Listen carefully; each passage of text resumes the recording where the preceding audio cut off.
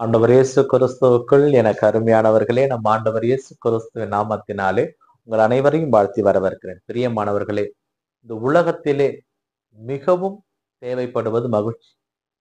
அந்த மகிழ்ச்சி ஆண்டவரிடமே உள்ளது. அவரே நமக்கு அதை அருள்பவர். அப்படிப்பட்ட அந்த மகிழ்ச்சியை ஆண்டவரிடம் கேட்டு ஜெபிப்போம். கிறிஸ்து மிகவும் பிரியமானவர்களே, பாஸ்கா காலத்தில் வருகின்ற 5வது வாரத்தில் வருகின்ற வியாழக்கிழமை நாம் இன்று இருக்கிறோம். இன்றைய வாசக சிந்தனையாக நமக்கு கொடுக்கப்பட்டிருப்பது முதல் வாசகமாக திருத்தூதர்கள் பணிகளில் இருந்தும், நற்செய்தி வாசகமாக யோவான் நற்செய்தியிலிருந்தும் நமக்கு செய்தி கொடுக்கப்பட்டிருக்கிறது. இந்த நற்செய்திகளுடைய கோர்வை, இந்த செய்திகளுடைய கோர்வை என்னவென்றால், முதல் வாசகத்திலே யாரெல்லாம் இறைவனிடம் வர முடியும், இறைவனிடம் வருவதற்கு என்ன தகுதி இருக்கிறது, இந்த கேள்வி யூத மக்களிடையே இருந்தது. திருத்தூதர்கள் நற்செய்தி அறிவிக்க சென்ற இடமெல்லாம் இது ஒரு பரவலான பேச்சாக இருந்தது. அப்பொழுதுதான் பர்னபா, பவுல், யாக்கோப் எல்லாம் சொல்லுகிறார்கள், நம் ஆண்டவர் இயேசு கிறிஸ்துவிடம் வர நமக்கு எந்த விதமான தடையும் கிடையாது.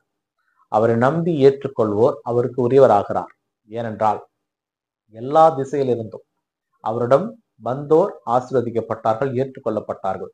அதனால் விருத்த சேதனம் என்கின்ற ஒன்றிலே நாம் நிலைத்திருக்க வேண்டாம். அதற்கு உண்டான ஆசீர்வாதம் ஆண்டவரிடம் வருவதே. அவரிடம் வருகின்ற பொழுது திருமுழுக்கு, இவை திருமுழுக்கு யோவான் அதை ஏற்படுத்தினார். இயேசு கிறிஸ்து அந்த திருமுழுக்கை பெற்றார். அப்படியானால் அவரிடம் வருவதற்கு விருத்த சேதனம் என்பது மட்டும் முக்கியம் அல்ல, நம்முடைய நம்பிக்கையும் முக்கியம். அவர் நம்பி ஏற்றுக்கொள்வது முக்கியம். அதைதான் இங்கே சொல்ல வருகிறார்கள். கிறிஸ்து மிகவும் பிரியமானவர்களே, இந்த நற்செய்தி வாசகத்திலும் இயேசு தான் சொல்கிறார், என் அன்பிலே நிலைத்திருங்கள்.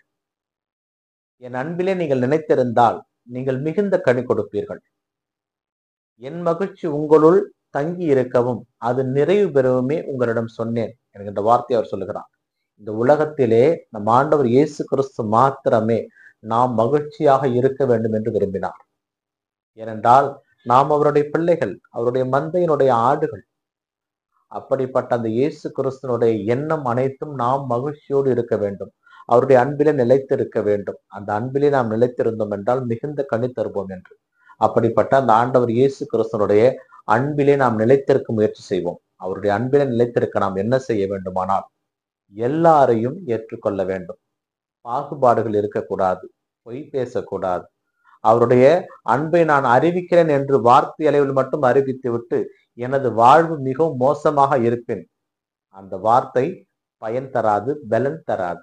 அதனால் வார்த்தையும் வாழ்வும் ஒன்றாக இருக்க வேண்டும். அதைதான் நம் ஆண்டவர் இயேசு கிறிஸ்து நம்மிடம் வந்து எதிர்பார்க்கிறார். அதனால் சொல்வது ஒன்றும் செய்வது ஒன்றும் இருக்கக்கூடாது. நாம் யாருக்காக படைக்கப்பட்டோம்? எல்லாரும் இந்த பூமியிலே இறைவனால் படைக்கப்பட்டவர்கள், அவரால் வாழ்ந்து கொண்டிருக்கிறோம். அவருடைய அருள் தான் அனைவரையும் வாழ வைத்துக் கொண்டிருக்கிறது. இதிலே உயர்ந்தவன், தாழ்ந்தவன், ஏழை, பணக்காரன் என்கின்ற பேதமே கிடையாது.